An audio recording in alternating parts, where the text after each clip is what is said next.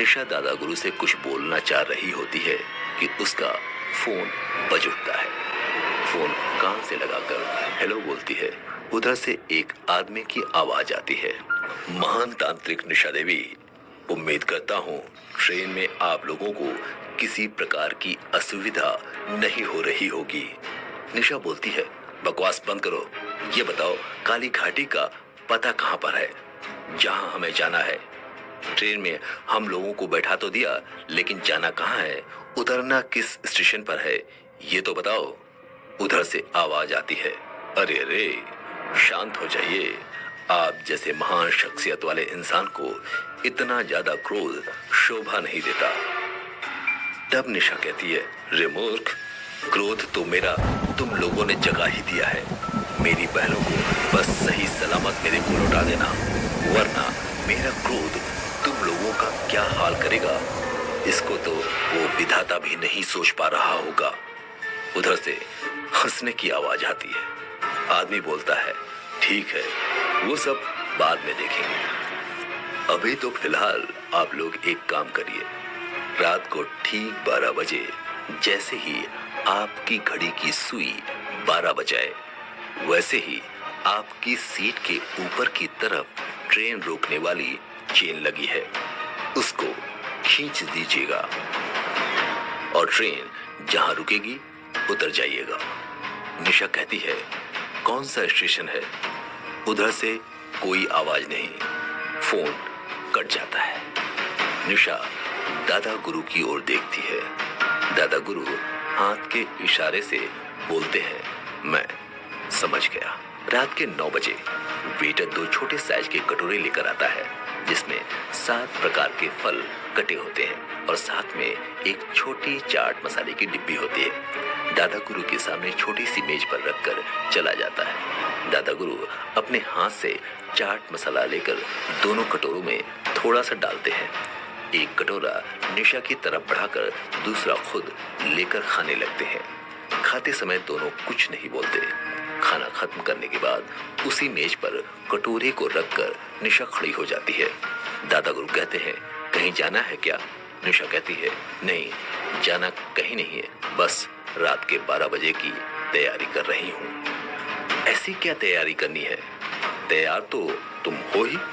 तब निशा कहती है, हाँ वो तो है, लेकिन मैंने अभी मस्तिष्क की तरंगों को चारों दिशा में 100 किलोमीटर ही भेजा था। 12 बजे हम लोग शायद 100 किलोमीटर के अंदर ही होंगे और मेरी तरंगे जाकर वापस लौट आई हैं, लेकिन ऐसी कोई जगह मुझे नहीं पता चली जिसका नाम काली घाटी हो। समझ में नहीं आ रहा आखिर 12 बजे चेन खींचने के बाद हम लोग किस जगह उतरेंगे। दादा गुरु बोलते हैं, ज्यादा परेशान न हो निशा, हो सकता है कोई वहां पर अपनी गाड़ी लेकर हमें लेने आएगा, जहां से काली घाटी जाना है। निशा बैठ जाती है, आंखें बंद करके ध्यान की अवस्था में खो जाती है। दादा गुरु भी आंखें बंद कर लेते हैं। घड़ी में रात के 11 बजते हैं, 11:30 बजते हैं, 11:45 होता है। दादा गुरु और निशा दोनों खड़े हो जाते हैं। ऊपर चेन लगी होती है। निशा अपने हाथ की घड़ी को देखती है। दोनों सुइयां ठीक 12 पर आ जाती हैं। तुरंत ऊपर हाथ बढ़ाकर चेन खींचती है, लेकिन ये क्या, चेन खींचते ही एक कड़क सी आवाज आती है और चेन टूट के निशा के हाथ में आ जाती है।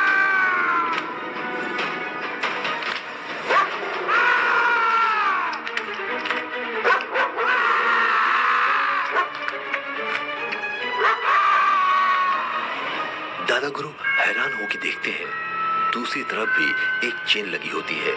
दादा गुरु दौड़ के उस चेन को खींचते हैं। एक कड़क से आवाज आती है, वो चेन भी टूटकर दादा गुरु के हाथ में आ जाती है।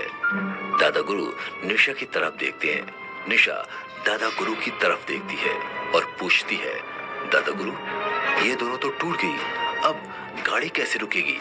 दादा गुरु कुछ बोल पाए इससे पहले जो दोनों के हाथ में चेन होती है तुरंत लंबी हो, सर से लेकर पैर तक दोनों को बांध देती है। दोनों का मुंह भी उसी चेन से बंध जाता है, सिर्फ आंखें खुली होती हैं और उस अवस्था में दोनों को ऐसा लगता है जैसे कोई शक्ति उन्हें दरवाजे की तरफ खींच रही हो। दोनों ट्रेन के दरवाजे के पास आ जाते हैं। अचानक से बाहर दोनों गिरने लगते हैं, जैसे किसी ने उन्हें धक्का दिया हो। ट्रेन तेज स्पीड में चली जाती है। जमीन पर गिरते ही वो चैन अपने आप खुलकर वापस ट्रेन में चली जाती है। दोनों खड़े होते हैं, अपने कपड़े झाड़ते हैं। दादा गुरु निशा से पूछते हैं, निशा तुम ठीक हो? हाँ मैं ठीक हूँ, आप बताइए आपको चोट तो नहीं लगी? नहीं। दोनों चारों तरफ देखते हैं, सुनसान इलाका, चारों तरफ कहीं खेत तो कहीं बड़े बड़े आम के बबूल के पेड़। दादा गुरु निशा दोनों उस सुनसान वीराने में आगे बढ़ते हैं। तभी आसमान में बिजली चमकने लगती है। दोनों लोग आसमान में देखते हैं, न बादल न कोई हवा, लेकिन इसके बावजूद आसमान में तेज आवाज के साथ बिजली कड़कड़ा रही होती है। दोनों कुछ समझ पाए इससे पहले एक बिजली उनके ठीक सामने आकर गिरती है। जमीन पर बिजली के गिरते ही एक छोटा सा धमाका होता है, जिससे काले रंग का धुआं बनता है। धुएं से एक अजीब सी आकृति आती है।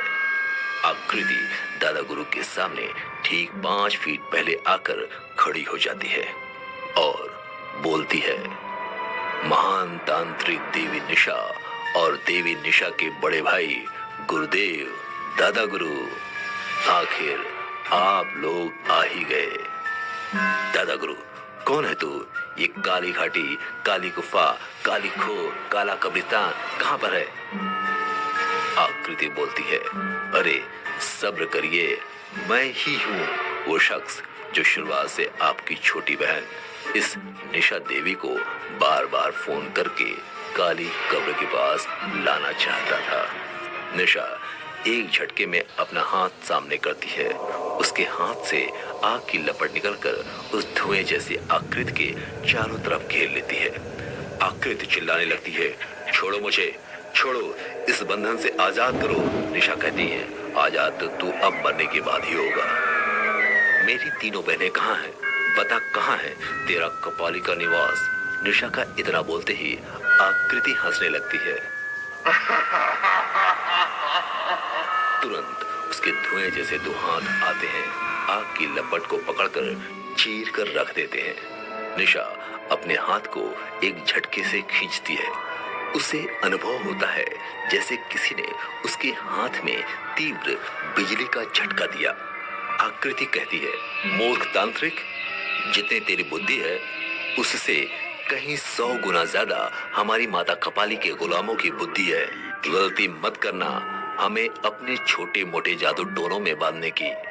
दादा गुरु इशारे से निशा को चुप रहने को कहते हैं और उस शख्स से पूछते हैं, काली घाटी कहाँ है? धुएं की आकृति बोलती है, यही काली घाटी है। निशा दादा गुरु का हाथ पकड़े आहिस्ता आहिस्ता उस अंधेरे आकाश में वीरान सुनसान स्थान में चलती जा रही होती है। आगे वो आकृति चल रही होती है। एक जगह पीपल के 3 पेड़ों के पास आकर वो आकृति रुक जाती है। पलट के कहती है, निशा, ये काली खोह का रास्ता है। दादा गुरु देखते हैं और कहते हैं, ये तो पीपल के 3 पेड़ हैं। काली खोह का रास्ता इन पेड़ों के अंदर है। धुएं जैसी आकृति हंसती है, बोलती है, हाँ, इन पीपल के पेड़ों के बीच में ही वो रास्ता है जो आपको खाली खोह में निकालेगा। इतना बोलकर आसमान में फिर बिजली कड़कने लगती है। जैसे ही आकृति पर बिजली गिरती है, वो आकृति धीरे धीरे गायब होने लगती है। दादा गुरु उस आकृति को जाते हुए पूछते हैं, नाम क्या है तेरा? तो आकृति बोलती है, गुलामों का कोई नाम। धीरे धीरे गायब होने लगती है। दादा गुरु उस आकृति को जाते हुए पूछते हैं, नाम क्या है तेरा? तो आकृति बोलती है, गुलामों का कोई नाम नहीं होता। हाँ, जब तुम्हारे ईश्वर की दुनिया में रहता था तब लोग मुझे अनुराग के नाम से जानते थे। निशा बोलती है, अनुराग? और उसी आकाशीय बिजली में समाकर गायब हो जाता है। दादा गुरु निशा पहले वाले पीपल के पेड़ पर चढ़ते हैं। ऊपर तक पहुंचते हैं। देखते हैं उस पेड़ में कोई सुरंग नहीं होती। दोनों उतरकर बीच वाले पेड़ पर चढ़ते हैं। ऊपर तक पहुंचकर देखते हैं उसमें भी कोई गड्ढा नहीं होता। दोनों इस उम्मीद से कि तीसरे वाले पेड़ में जरूर गड्ढा होगा उतरते हैं। उतरकर उस तीसरे पेड़ पर चढ़ते हैं। ऊपर पहुंचते ही देखते हैं उसमें भी कोई रास्ता या गड्ढा नहीं होता। निशा हल्की से क्रोध की भावना से ऊपर आकाश की तरफ देखकर चिल्लाती है, अरे दुष्ट पापी, इन तीनों में से गड्ढा किसमें है? हम कैसे जाएंगे काली खो? दादा गुरु अपना हाथ निशा के सर पर रखकर कहते हैं, घबरा मत बेटा, तू जरूर सफल होगी। ये जरूर कोई पहेली है जिसको सुलझाने के बाद ही पीपल के पेड़ में गड्ढा नजर आएगा। निशा कहती है, पहेली? अब ये पहेली कैसे हम सुलझाएंगे और कितना वक्त लगेगा मुझे अपनी बहनों के पास पहुंचने में? दादा गुरु बोलते हैं, याद करो, उस अनुराग ने कोई ऐसी बात बोली है जिसको सुलझाने से हमें इस पेड़ों में गड्ढा नजर आए? निशा कहती है, मुझे तो याद नहीं आ रहा। एक मिनट दादा गुरु, हाँ, उसने ये कहा था अपने मस्तिष्क की सूझबूझ से हमें काली खो का रास्ता इन पेड़ों पर ढूंढना है। इसका मतलब हमें अपने मस्तिष्क को एकाग्र करके इन पेड़ों को ध्यान से देखना है, तभी रास्ता नजर आएगा। दादा गुरु आगे बढ़कर बीच वाले पेड़ के ऊपर चढ़ते हैं। निशा भी उनके साथ साथ चढ़ती है। ऊपर शाखाओं के ठीक बीच में आकर दादा गुरु पीपल के पेड़ के ठीक बीच के केंद्र बिंदु को देख रहे होते हैं, जिसमें शाखाएं ही शाखाएं होती हैं। दादा गुरु अपना दायां पैर उस शाखा पर रखते हैं। तुरंत उनका पैर अंदर की तरफ धंसने लगता है। दादा गुरु मुस्कुराते हुए निशा की ओर देखते हैं। निशा कहती है, अच्छा समझ गई, ये गड्ढा इन शाखाओं से ढका हुआ था, इसलिए नजर नहीं आ रहा था। इतना बोलकर निशा आगे बढ़कर उन शाखाओं के बीच में कूदती है और पेड़ के अंदर चली जाती है। दादा गुरु भी उसके पीछे कूदकर पेड़ के अंदर समा जाते हैं। 10 मिनट, 15 मिनट, 20 मिनट, 30 मिनट के बाद दोनों के शरीर एक ऐसी जगह आकर निकलते हैं जहाँ के पेड़ भी काले, पत्थर भी काले, पहाड़ भी काले, पत्तियां भी, घास भी काली, जमीन भी काली। निशा कहती है, दादा गुरु आइए, स्वागत है काली खो में। दोनों उस काली घाटी में साथ साथ चलने लगते हैं। निशा दादा गुरु से 10 कदम आगे होती है। तभी अचानक निशा के दाएं कान में गुनगुन गुनगुन आवाज आती है। निशा अपने दाएं हाथ की उंगली से अपना कान हल्के से हिलाती है। उसे लगता है शायद कोई कीट पतंगा कान में आ गया है। कुछ सेकंड बाद निशा के बाएं कान में वही गुनगुन आवाज आती है। निशा अपना बायां कान हिलाती है। दादा गुरु कहते हैं, क्या हुआ बेटा? निशा कहती है, पता नहीं, शायद कान में कोई छोटा कीड़ा आ गया है। दादा गुरु कहते हैं, मुझे तो वहां कोई सजीव वस्तु का आभास नहीं हो रहा है। एक काम करो, तुम दोनों हाथों से अपने कान बंद कर लो। निशा दादा गुरु की बात मानकर अपने दोनों कान बंद करती है। तभी उसे अपने दाएं कान के अंदर गुनगुन की आवाज आती है। जैसे ही निशा कान से हाथ हटाकर अपना कान हिलाने वाली होती है, तब उसे महसूस होता है इस गुनगुन आवाज के पीछे कोई संदेश उसे बोलना चाह रहा है। निशा वापस दाएं हाथ से अपना बायां कान बंद करती है और गुनगुन की आवाज उसे सुनाई देती है। दीदी, दीदी, ये मैं बोल रही हूँ। आपने मुझे पहचाना दीदी? दीदी, क्या आपको मेरी आवाज सुनाई दे रही है? दीदी, बाहर मत निकालिएगा मुझे, वरना कपाली की गुलाम शक्तियां मुझे देखकर मेरा अस्तित्व खत्म कर देंगी। दीदी, क्या आपको मेरी आवाज सुनाई दे रही है? अपने मन में कुछ बोलिए, वह मुझे सुनाई देगा। निशा अपने मन में बोलती है, हाँ सुनाई दे रही है। कौन हो तुम? आवाज फिर गुनगुन गुनगुन होने लगती है और उसमें निशा को सुनाई देता है, दीदी आपने पहचाना नहीं, मैं वही बंजारन वाली आत्मा पीहू हूँ, जिसे आपने गांव वालों के गांव से सारे बंजारों वाली आत्माओं के साथ मुक्त किया था। और मुक्त होते होते मैंने कहा था, कभी आपको मेरी जरूरत पड़े तो बुला लीजिएगा। आपने इतनी भयानक मुसीबत ले लिया अपने ऊपर और मुझे याद भी नहीं किया। ये तो कहिए, पता नहीं मेरे मन ने क्या सोचा कि आपका घर देखूं। आपका घर कोयले में बदल चुका है। निशा मन में बोलती है, क्या मेरा इतना पुराना घर कोयले में बदल गया? कैसे? पीहू बोलती है, दीदी उस घर पर किसी ने काली शक्ति का वार करके कोयला बना दिया है। अब आपका पूरा घर पूरी तरह खंडहर बन चुका है। निशा के आंख से आंसू आ जाते हैं।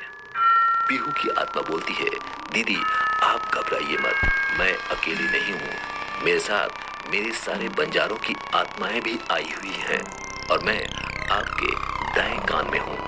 बाकी सारी आत्माएं आपको उस ईश्वर ने आपके सिर के ऊपर जितने बाल दिए हैं उन सारे बालों में उन सब की आत्माएं बस गई हैं।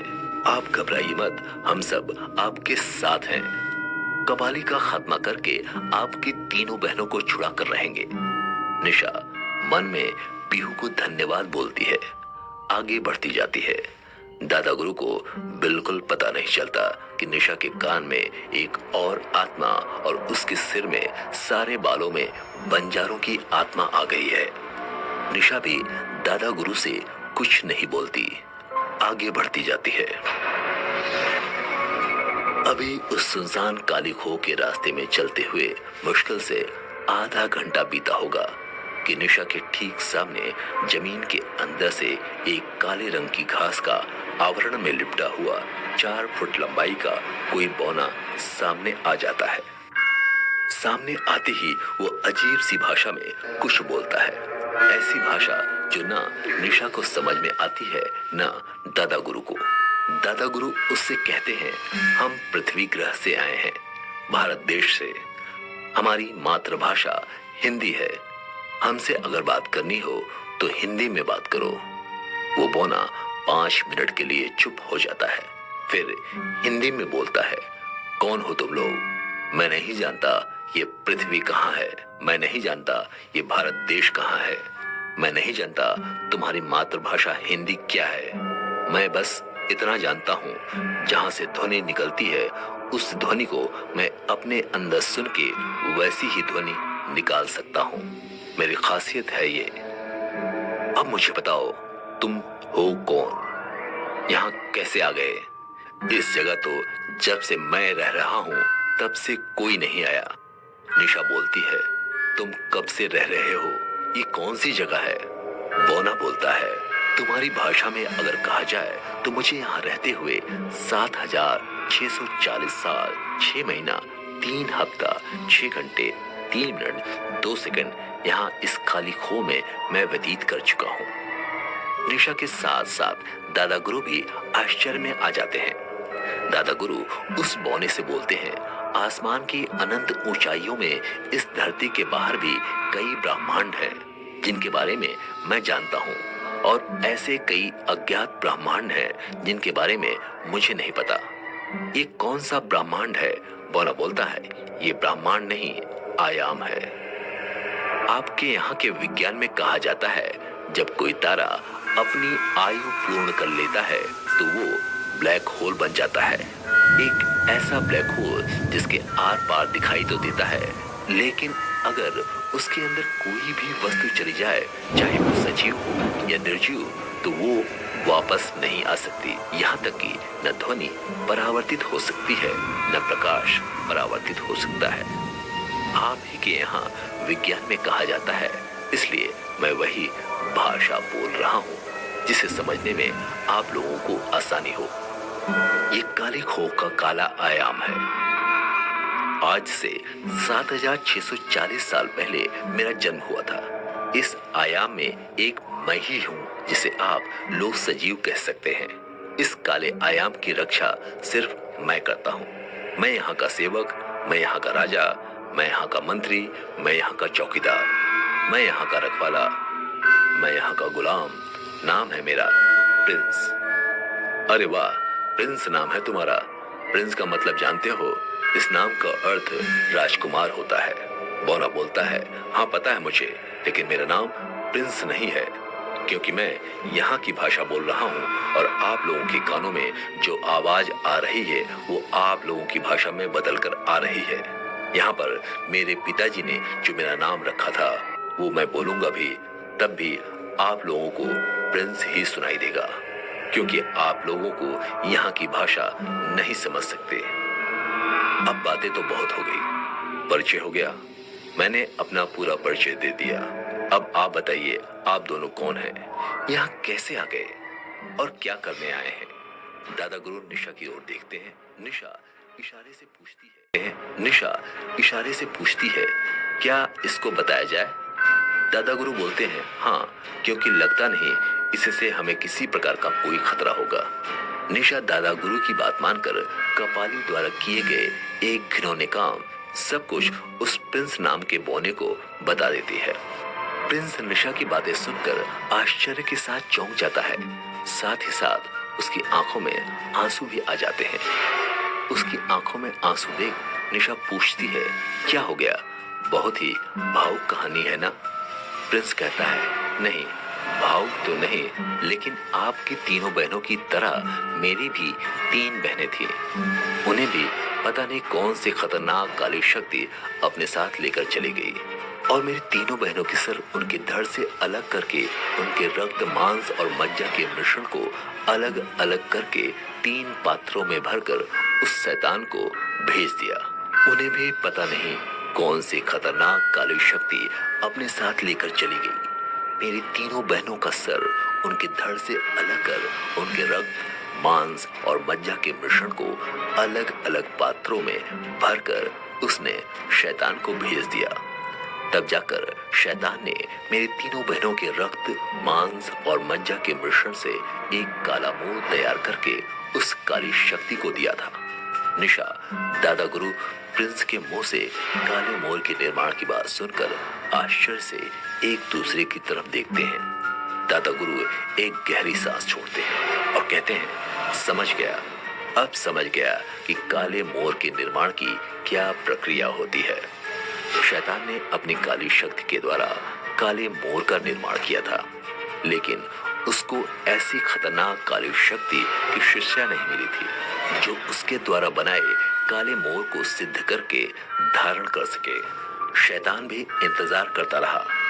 हजारों साल बीत गए, तब जाकर निशा, तेरी बहन निधि, उसने शैतान की शक्ति को अपने अंदर समाहित किया और अपने आप को इतना तैयार किया कि शैतान ने उसे काला मोर सिद्ध करवाकर धारण करवा दिया।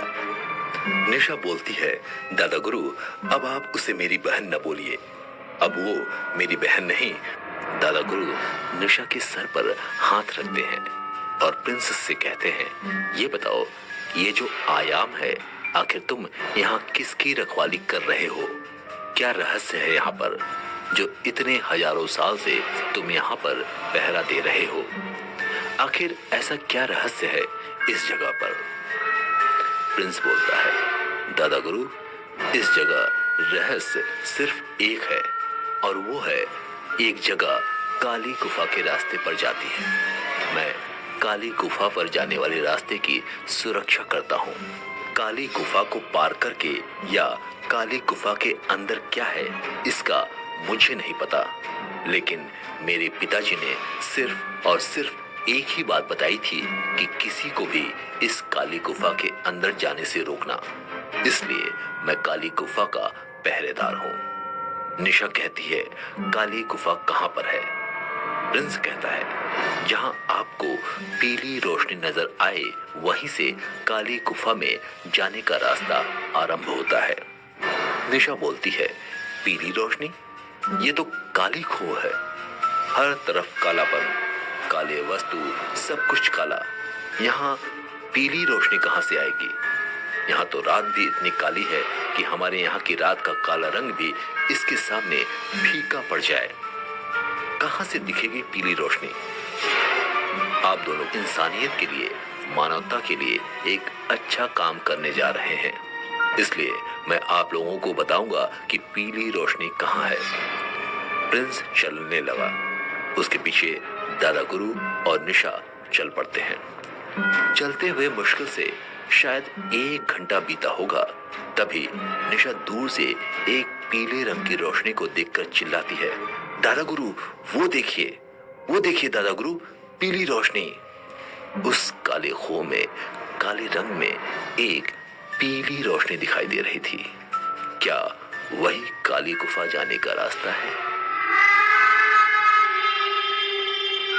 तीनों लोग उस पीली रोशनी के पास पहुंचते हैं और पहुंचकर दादा गुरु, निशा दोनों ही आंखों में आश्चर्य फैल जाता है, क्योंकि पीली रोशनी वहां से आ रही होती है जहां कोई साधारण वस्तु न होकर एक समुद्र होता है, वह भी किसी पीले रंग के पानी का नहीं, बल्कि खौलते भयानक अत्यधिक ज्वलनशील लावा का समुद्र।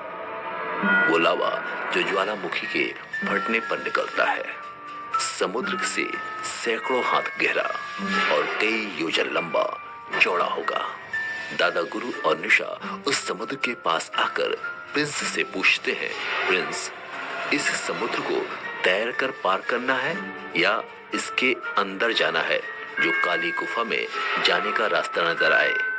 प्रिंस बोलता है, दादा गुरु, इस समुद्र के पार काली गुफा है और उस काली गुफा के आगे क्या है ये मुझे नहीं पता, लेकिन इस समुद्र के पार काली गुफा आती है अवश्य है। जो भी शख्स खोलते हुए इस लावे को तैरकर पार कर लेगा, वैसे ही ये समुद्र सूख जाएगा।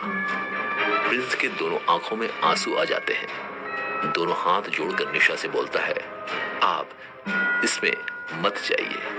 ये लावा आपकी धरती के अग्नि जितना भयानक लावा नहीं है, उससे भी हजारों भयानक गर्मी लिए हुए है।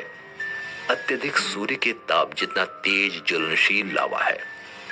आप इसको अगर छू भी लेंगी तो भस्म हो जाएंगी। निशा प्रिंस के सर पर हाथ रखती है और बोलती है, मुझे अपनी तीनों बहनों को उस शैतान से छुड़ाना है।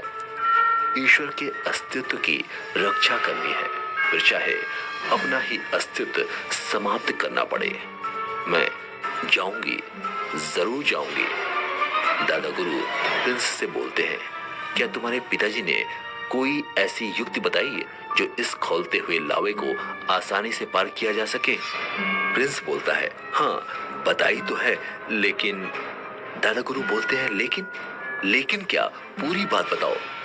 प्रिंस कहता है, ये जो आप मेरे गले में एक खास धागा देख रहे हैं, इस धागे को धारण करने के बाद कोई भी इस समुद्र में कूद के पार हो सकता है, लेकिन शर्त यह है, उसका शरीर इस खोलते हुए लावे में तब तक नहीं जलेगा जब तक वो इस लावे की ताप की अग्नि को, ज्वलनशीलता को बर्दाश्त कर पाएगा। अगर लावे के अंदर की गर्मी उस शख्स से सहन न हो पाई और वो अंदर ही अंदर चिल्ला पड़ा, तो लावा उसको उसी पल भस्म करके रख देगा। न उसकी हड्डियां पता चलेंगी, न खून न मांस। निशा बोलती है, ये धागा मुझे दो। अपने दोनों हाथों से प्रिंस के गले से उस खास के धागे को लेकर खुद पहन लेती है। लावा के समुद्र के पास जाती है। एक बार दादा गुरु की तरफ पलट कर देखती है, जैसे कूदने वाली होती है। उसी समय अचानक प्रिंस जमीन पर लेटकर अपने दोनों हाथ से निशा के पैरों को पकड़ लेता है। निशा प्रिंस को उठाती है और उससे बोलती है, क्या हुआ? प्रिंस अपना सिर ऊपर करके उसके दोनों आंखों में खूब आंसू निकल रहे होते हैं। निशा बोलती है, क्यों इतना घबरा रहे हो? कुछ नहीं होगा मुझे। प्रिंस बोलता है, मैंने अपनी पैदा करने वाली माँ को नहीं देखा। जब होश में नहीं था तभी मेरी तीनों बहनों को कोई शैतान ले गया। मेरा पालन पोषण सिर्फ मेरे पिता ने किया। इस संपूर्ण ब्रह्मांड में अनगिनत ग्रह, उपग्रह, नक्षत्र, तारे, धूमकेतु, उल्कापिंड हैं। हजारों सालों से मैं यहाँ इस आयाम में हूँ, कभी कोई नहीं आया। आपको मैंने जब से देखा है तब से न जाने क्यों मेरे मन में एक बात कहने की प्रबल इच्छा हो रही है। निशा बोलती है, बताओ क्या कहना चाहते हो? प्रिंस बोलता है, मैं आपको माँ बोलना चाहता था। आपको जब से देखा है तब से मेरा मन था आपको माँ बोलकर संबोधित करूं। न जाने क्यों लेकिन मेरे मन में आया तो मैंने कह दिया। और अब मैं नहीं चाहता कि मैं अपनी इस माँ को अपनी आंखों के सामने समाप्त होते हुए देखूं। मेरी बात मानो माँ, आप मत जाइए। मुझे मालूम है कि आप नहीं मानेंगी कि आपका जाना जरूरी है, लेकिन माँ, मैं अपनी आंखों के सामने कैसे तुझे मरते हुए देखूं? इतना बोलकर प्रिंस जोर जोर से रोने लगता है। उसे रोता हुआ देखकर निशा भी रो पड़ती है। प्रिंस को गले लगा लेती है और बोलती है, मैं तो एक कुंवारी कन्या हूं। शादी ब्याह, समाज की मर्यादा, विवाह बंधन मुझे नहीं बनना था, लेकिन तेरा दिल इतना साफ है और तूने पवित्र दिल की सच्चाई से मुझे माँ कहा है, तो मैं भी तुझे पुत्र बोलती हूँ। मेरे पुत्र, कुछ नहीं होगा तेरी माँ को। विश्वास रख, लौट के आऊंगी, मैं जरूर आऊंगी। तू यहीं रुक, मेरा इंतजार करना। निशा एक बार पलटकर दादा गुरु को प्रणाम करती है और उस खौलते लावे के समुद्र में कूद जाती है। निशा के उस समुद्र में कूदते ही दादा गुरु और प्रिंस वहीं तट के किनारे ध्यान की मुद्रा में बैठकर हाथ जोड़कर अपने अपने ईश्वर से प्रार्थना करने लगते हैं कि निशा सकुशल दूसरे किनारे पर पहुंच जाए। इधर निशा भयानक खौलते हुए लावे की गर्मी को किसी तरह बर्दाश्त करते हुए तैरती जा रही होती है। ये उसके अंदर की शक्ति ही होती है जो उसे खौलते लावे से अब तक उसको बचा के रखी होती है। लेकिन करीब आधे घंटे बाद समुद्र के ठीक बीचों बीच पहुंचते ही निशा की हिम्मत जवाब दे जाती है और वो चिल्ला पड़ती है। निशा के चिल्लाते ही खौलते हुए लावा उसको गलाने लगता है। लेकिन मजबूत इच्छा शक्ति वाली निशा अपनी सारी शक्तियों को अपने शरीर के चारों तरफ लगाकर तैरती जाती है, लेकिन शक्तियां भी उसे उस खौलते लावे से बहुत ज्यादा देर तक बचा नहीं पाती। धीरे धीरे खौलता हुआ लावा निशा के शरीर को गलाने लगता है। निशा अपने किसी तरह के शरीर के दर्द को बर्दाश्त करते हुए किनारे तक पहुंचने की पूरी कोशिश करती है। किनारे तक पहुंचते ही निशा जमीन पर गिर पड़ती है। उसका पूरा शरीर लगभग 70% तक जल चुका होता है। तभी खौलते लावे की एक लहर आती है, निशा के शरीर पर पड़ती है। शरीर पर खौलता लावा गिरते ही निशा की अंतिम चीख निकलती है। भारत की सबसे महान तांत्रिक तंत्र शिरोमणि देवी निशा मर चुकी होती है। क्या सत्य असत्य से हार गया? क्या शैतान ने ईश्वर को हरा दिया? क्या ईश्वर को मानने वाले शैतान के आगे झुक गए? क्या पहली बार बुराई को अच्छाई पर